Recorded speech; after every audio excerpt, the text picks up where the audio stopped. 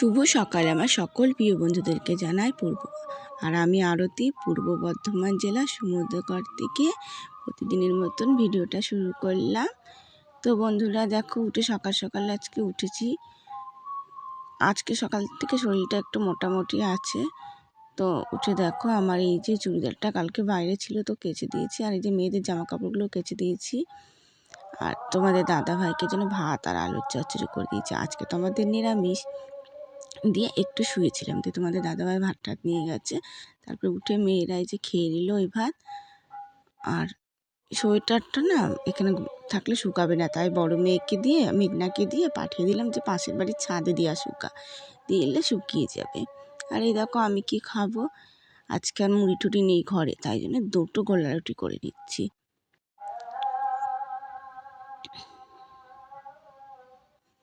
তো রুটি দুটো করে আমি খেয়ে নিই।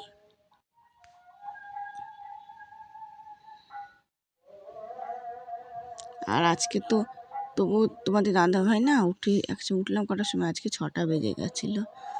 তো কাজে যেতে 7:30টার মধ্যে চলে গেছে। আর এই দেখো, বাসন কুসনগুলো ধুলাম, ফিরি সব ধুয়ে টুয়ে গ্যাস ট্যাস মুছে একদম ভালো করে পরিষ্কার করে নিলাম। কেন নিরামিষ আজকে থেকে আমাদের পুরো। আর ওই দুটো আলুই ছিল, সোয়াবিন করবো আজকে, আর কিচ্ছু আনা হয়নি গো। কেন বলো তো, তোমাদের দাদাভাই যে 3-4 দিন ধরে কাজ করছে তো পয়সা দেয়নি হাতে, তো আজকে হয়তো দিতে পারে, কন্ট্রাক্টের কাজ তো। আর এই রাজমিস্ত্রি জোগালে তো ওদের আবার রোজকের কাজ হয়ে, মানে রোজ যদি হাতে পয়সা পায় দিয়ে দেয়, আর কন্ট্রাক্টের ওরা যেরকম পাবে সেরকমই তো দেবে বলো। আর এদিকে আমি বাসনগুলো এখন গুছিয়ে দিই। আর এদিকে আমার মেয়ে স্নান করছিল কীরকমভাবে, ও তো শীতেতে স্নান করলে ওরা ওরকমভাবেই করে। আর ছোটো মেয়েটা জানো তো, এই শীতের কদিন আগে সাবান মাখবে, একদিনও সাবান ছাড়া থাকে না, আর এখন সাবানই মাখতে চায় না, আর মাথা তো ভিজাবেই না। বলে সেই চিল্লিয়ে আবার করালাম।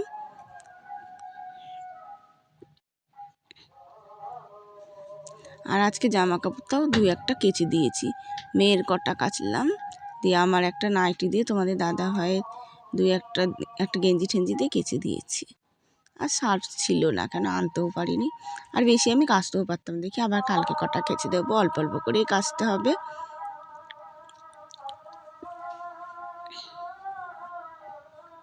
আর বাসন কুসুন আজকে একবারে বেরিয়েছিল এক গাদা।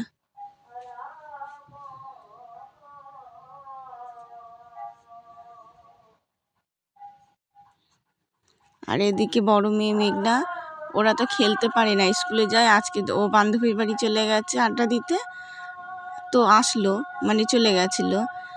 আর এদিকে ছোটোটাও গেছিলো ওর বান্ধবীর বাড়িতে। তো আমি সকালের কাজবাজগুলো ওই জন্য তোমাদের সাথে শেয়ার করতে পারিনি। আর ভাবলাম যে প্রতিদিন তো সকালের দিকে এই দিককারগুলো দেখানোই হয়, ওই জন্য আজ আর বাসন কুসন ধোয়াগুলো দেখালামও না, তোমাদের সাথে শেয়ার করলাম না।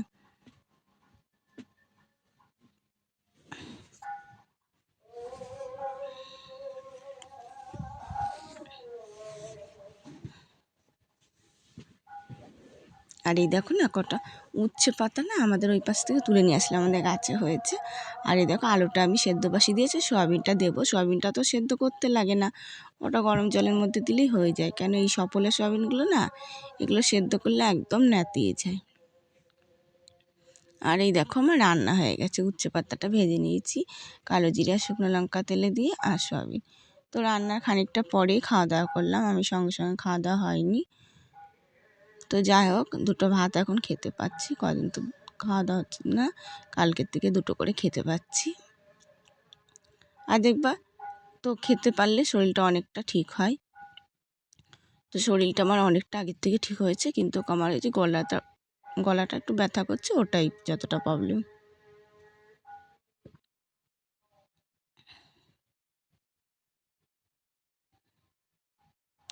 তো আমাকে সব দিদিভাইরা সব কমেন্ট করেছে যে কেমন আছে, আগের থেকে দিদিভাইরা অনেক ভালো আছি এখন।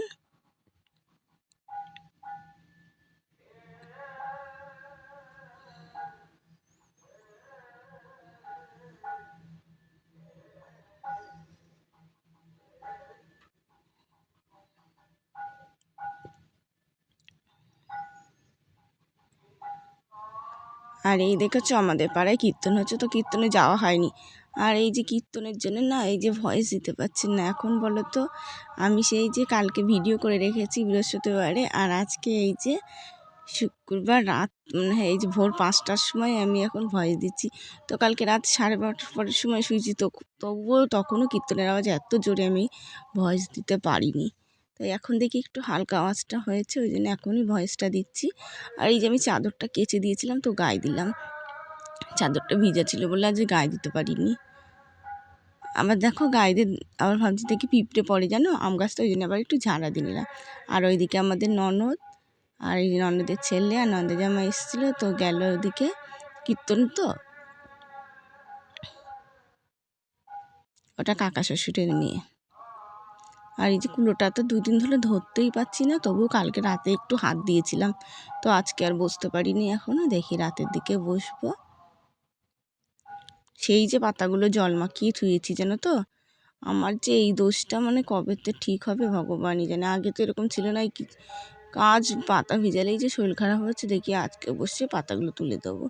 আর এই যে একটা কীর্তনের অনুষ্ঠান জানো তো, এদিকে চাঁদা মাদা দিতে হবে। আর এই যে আসেই তো মেয়েরাও এই 14বার আসবে, রোজ ওদেরকে একটু করে পয়সা না দিলেও হয় না। বাদাম ঠাদাম সব বসে, এদিকে কাজটাই করতে পারছি না।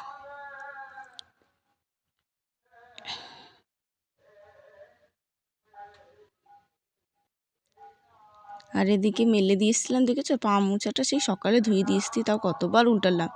আর আজকে রোদটাও মানে সেই রকমই ছিল, তবুও শুকায়নি। এই পা মোছাটা না সহজে শুকায় না। আর এদিকে এটা শুকিয়ে গেছে।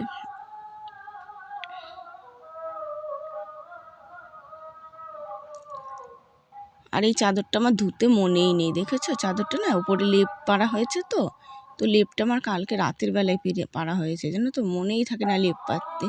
তো বালাপোষ পারলে মানে ধরো বালাপোষ দুইজনে গায়ে দিয়ে হয়, আর ক্যাথাতে কি শীত মানে ধরো 2 মেয়ে আছে আর আমরা, তারপরে সেই রাতে বলে আমি লেপটা পাড়িয়েছি। আর দিনের বেলায় আর মনে থাকে না, দিনের বেলায় তো সময় পাই না, যে কাজে চলে যায় আস্তে আস্তে তো সন্ধ্যা ঘোর হয়ে যায়। আর হনুমানগুলো দেখেছো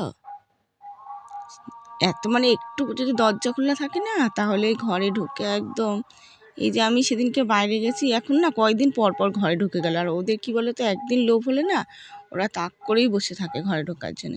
আর এই দেখো সন্ধে ঘোর হয়ে গেছে, 5:30টার উপরে বাজে। এখন তোমাদের দাদাভাই কাছ থেকে আসলো, তো এখন স্নান টান করে নিক, আমি চাটা করতে হবে।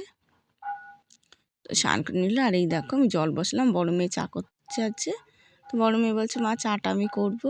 জোর করেও করানো যায় না, আবার খেয়াল হলে পারে তখন মন থেকেই করে, ওদের মন হলে এবারে তো করুক চাটা। মেজপুত কাজ শিখতেই হবে, আমি তো বলি মনা তোরা একটু কাজ শেখ, কেন আমার যে শরীরটা মাঝে মাঝে খারাপ হয়, একটু কাজ মাছ শিখতে হয়। আর এই দেখো 2 কাপ চা হয়ে গেছে।